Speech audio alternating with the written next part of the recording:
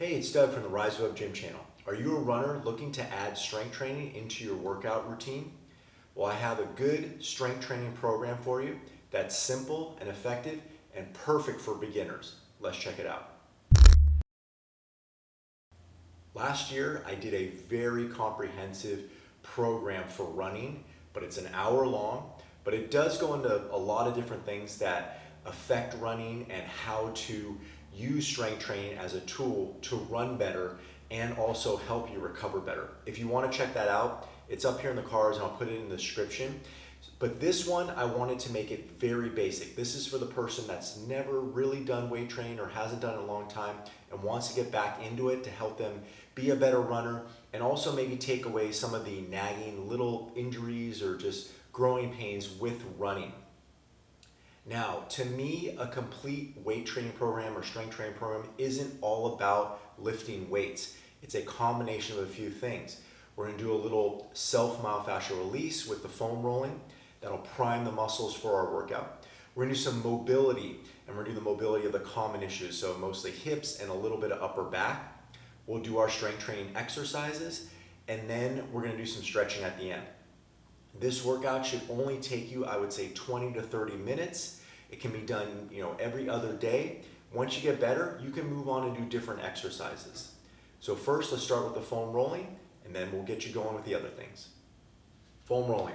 So I have a roller here. It's a half roller. You can get a full roller. You can get a ball. Whatever you have, we're gonna just use this to primarily get our legs primed. Now, foam rolling, we wanna make it mild, not too aggressive, because the body's gonna bite back. So if we push hard on the body, it's gonna push back at us. So we wanna massage the muscles out. It's also a good way to hydrate the tissues and check in with the body and see where we're tight. So I'm gonna run through one side. We're gonna start low with the calf. So I'm gonna put it just under my knee. I'm gonna lift my body up and I'm gonna roll down the middle for a few. And then I'm gonna turn my toe in for the inside portion of the calf, and then I'll turn my toe out for the outside portion of the calf. 3 to 10 passes would be good. Find the ones that need it the most. So when I turn in, I feel like it's a little tighter, so I would focus on that personally for myself the most. I'm gonna kick it up to my hamstring, so that's just above the knee and to the glute.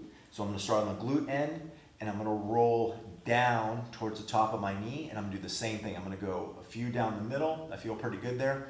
Toe out, feel pretty good. Toe in's gonna be a different story. So I'm a little bit tighter toe in, so for me personally, I'm gonna toe in and focus on that a little bit more. Now we'll kick it up to the piriformis. So the piriformis is a triangular shaped muscle deep in the glute, and it runs across. Now the problem with this one is it gets really tight, and then the sciatic nerve runs right through it. When it gets tight, it constricts the sciatic nerve and you get some pain and some numbness down the leg. So we want to open that up a little bit. We don't want to be too aggressive and grind it out. Like I said, I'm going to cross over in a figure four. I'm going to lean on that cheek and I'm going to roll. Now, if I find a tender spot like right there, I'm going to stay there for a little bit and then maybe gently roll. I'm not going to push harder and try to grind it out, because that is the nerve just getting fired up. It may be a little bit of a tight muscle or a little bit of a scar tissue or something, some minor. We just want to roll out. But again, I'm not being too aggressive. I'm making gentle shifts, moving around, trying to get that whole area. Next one we want to do is the side of the glute, the TFL muscle. The TFL runs into something you might know called the IT band. We don't want to necessarily roll on the IT band. It's just too thick and too strong to really get much out of it, and it hurts. So we want to roll the muscle, the soft part on the top, before it forms into the IT band, and that will help relax that IT band.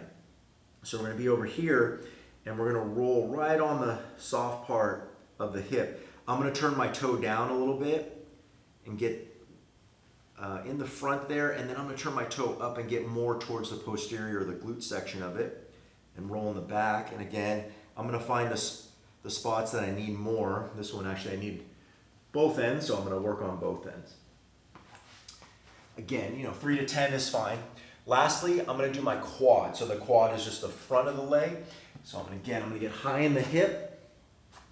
So I'm going to start down here, and I'm going to roll high into the hip. I'm going to go straight down, and then I'll do a couple toe in, get the outside of the quad. There's 4 muscles in there, so we want to get them all. And then we want to turn toe out. I'm going to get the inside of the quad, working in that area. Again, 3 to 10 repetitions, focus on the ones you need more, and then obviously do the other leg. The next sequence of the workout will be the mobility portion.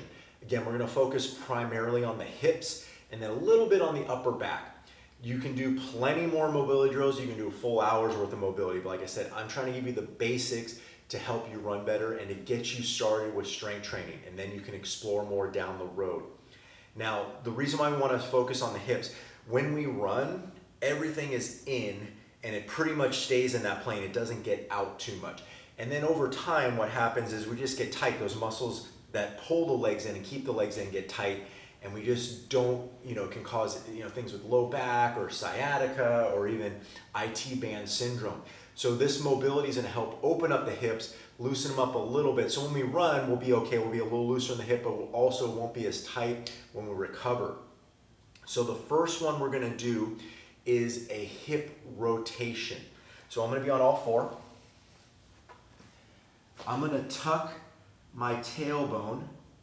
And then I'm going to make a circle with my knee. Now what I don't want to do is lose that tuck. So I want to keep my low back still. And then I'm going to rotate and I'm going to sweep through and then continue on with that. Now again, if I start to feel my low back move, I'm going to stop. So that's my end range of motion and sweep through. You're only going to go to where your range of motion allows you to go. And then hopefully over time, you'll get a little bit further. I also recommend going slow. Going fast, you're going to kind of cut corners and skip the range of motion. So I'm going to do 3 to 5 deliberate reps. Now I'm going the opposite way, out, and this is tough for me to rotate and in, out, rotate and in. So again, about 3 to 5 deliberate slow movements, and then you'll get the most out of that mobility. The next one, we're going to bring the leg out and do some abduction, which is basically, like I just said, bringing the leg out. I'm going to be on all 4s. I'm going to put one foot out, chest up, and I'm going to rock back. So I'm going to rock back until I feel resistance in my hip. So for me, it's right there. And then I'm going to keep that low back position and rock forward the same way. This one I can do a few more reps with because it's a little bit easier to move. And I just want to open up that area, rock back and forth, warm everything up. You might find one direction's a little bit tighter. For me, it's going forward, so I would focus on that personally for me, going forward. We're going to do one for the upper back, and then we'll go back to one more with the leg. We're going to do rotation. Now, the reason why I like rotation is because, again, when we run, we kind of tend to bring everything in. There's a little bit of rotation here, but if we're able to open up our thoracic, which is our upper back, just a little bit more, it helps relieve stress on the low back. If we're tight there and we can only move a few, small ranges of motion, this doesn't have room to move, but if we can move a little bit more, it takes a lot of pressure off that low back and hip area. So I'm going to be on all 4s, tuck my tailbone here.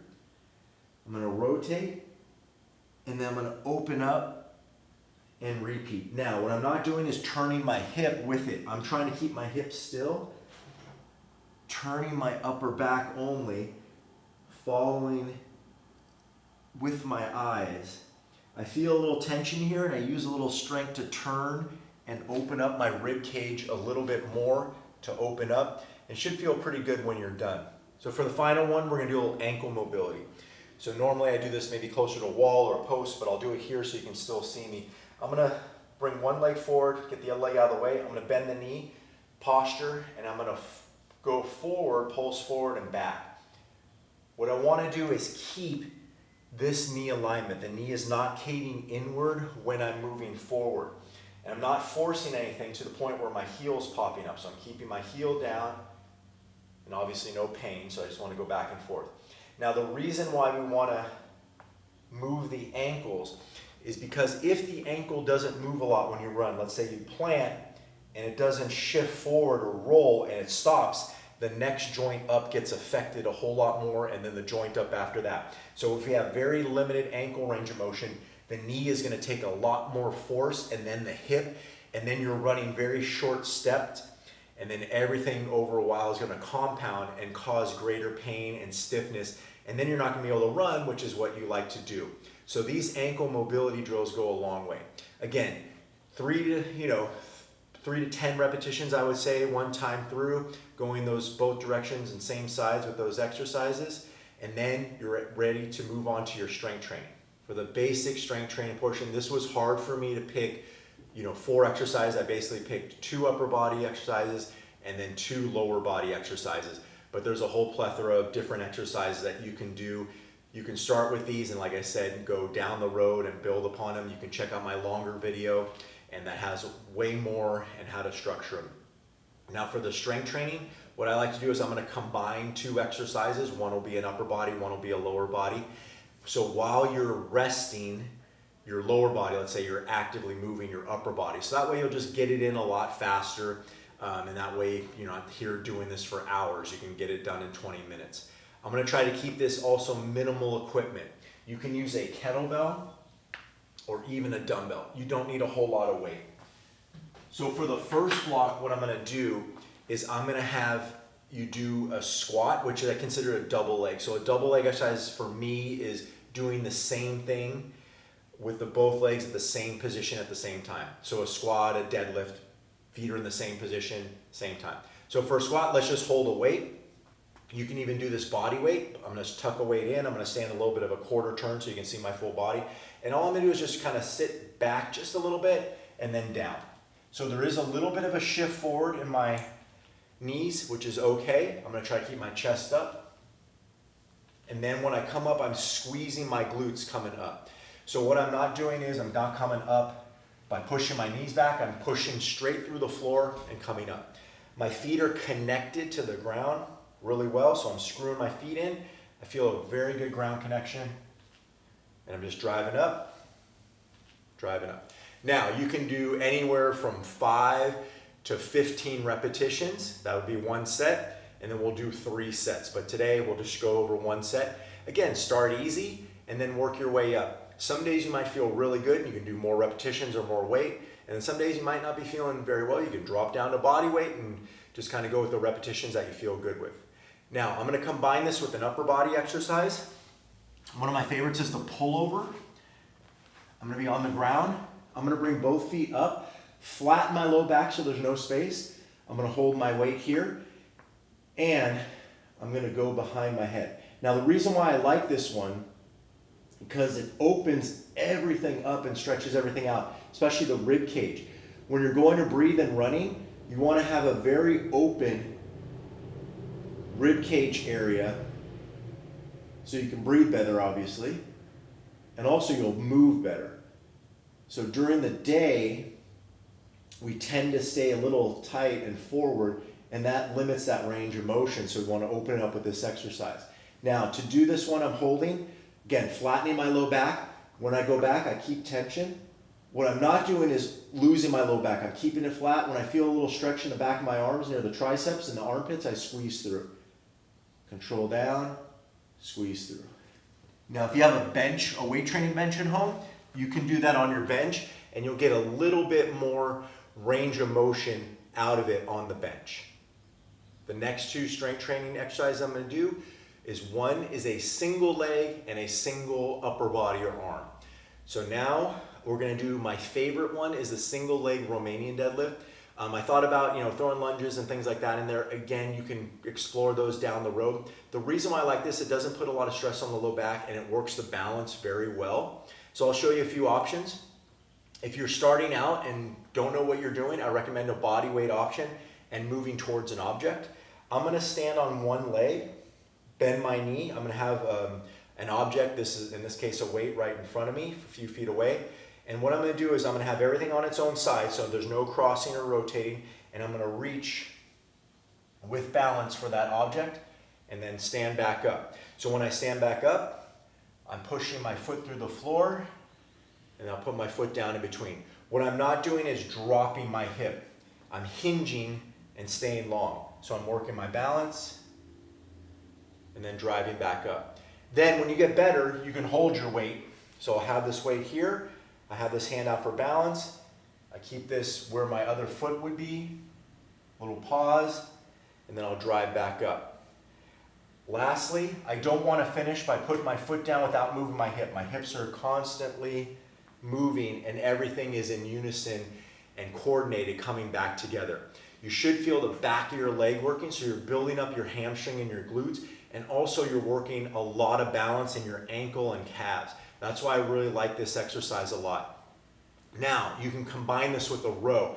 Again, I think, as we talked about in the pullover, posture is big, right? So when we run, just everything all day long is forward, computers, driving, doing tasks in front. So we want to open up and build up the posterior muscles. So we're going to do a little bit of rowing to help open everything up, which will open up your rib cage and your breathing for your running.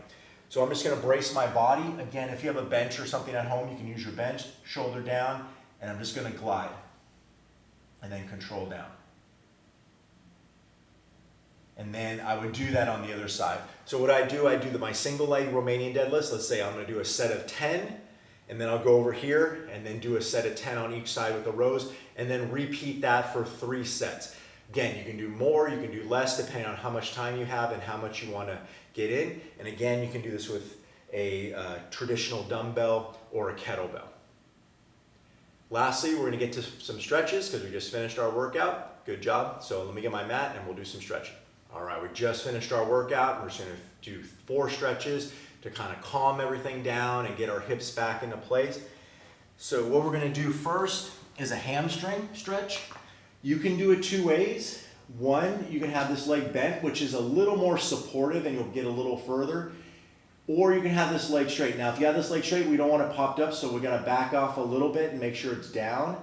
And then I want this leg straight, but what I don't want to do is pull and pop up. For me personally, I just like to have this leg up. And then I'm going to bring it to an end range of motion, and then I'm just going to hold there so I feel a little resistance. And then I'll just breathe and try to get everything to relax and then see if I can get a little bit further. And then again, breathe in and relax, see if I can get a little bit further. So that's the first one. The whole time just feel like it could be, there's no real set time. It could be 30 seconds, it could be a little bit longer. It just want to get to the point where you feel relaxed and everything just kind of calms down, and then you can move on. The next one we're going to do is a piriformis one. We talked about that earlier with the foam rolling. I'm going to cross over my figure 4 much like we did with the foam rolling. And then we can do a few ways. If you're very tight, you're just going to kind of pull at the knee and in. If you feel pretty good, you can grab here. And you don't want to strain at the neck too much, so once you grab, I want you to relax. And then I can gently pull in here. And then again, I want to get to the point where I can breathe and get everything to relax. If you're very, very good and you want to grab a little bit more, again, I'm a little tight here, so I'm going to try to breathe and then relax my shoulders and everything, and then you can gently shift around and hold. But that's going to get all in this area in the hip and the piriformis there. So that muscle causes some issues. So again, if we can kind of get it to calm down and relax with these static stretches, it will help you with your runs. One of my next favorites is the runner lunge. We're going to get a little bit in the front, in the quad, and then I'm going to add something to it. Do a little bit of an angle here. So that way we get the upper body like we worked on the rib cage. So I'm going to be on one knee. I'm going to tuck my tailbone, keep that position, and sink straight down. Then what I'm going to do is I'm just resting here. I'm going to reach across towards the leg that's up. Breathe, sink. So I'm getting this whole line right through here and those deep hip flexor muscles. Again, I'm trying to breathe in and then sink and relax. And once I feel like I'm relaxed, I'm going to go on as far as I can. I'll hold it there for a few breaths and then I'll move on to the other side. But that one's a great one just to open everything out, especially the hip. So when we're running, again, like we talked about the forwardness of the body, the hip flexors sometimes get tight because we're sitting all day. So this is the hip flexor muscle, and we sit, and even when we're running, we're not picking the leg up or extending a lot. These muscles get a little short. So right now we're trying to lengthen them to open up the hip, take a little pressure off that low back, and then that'll help you with your running and your recovery. Lastly, I just think calves are a good thing to stretch out. You can get a little bonus with the hamstring. So this is going to be a little A-frame or down dog here. And then all I'm going to do is alternate the heels to the floor. Hold for a few breaths. You can shift around. Shift, shift, hold.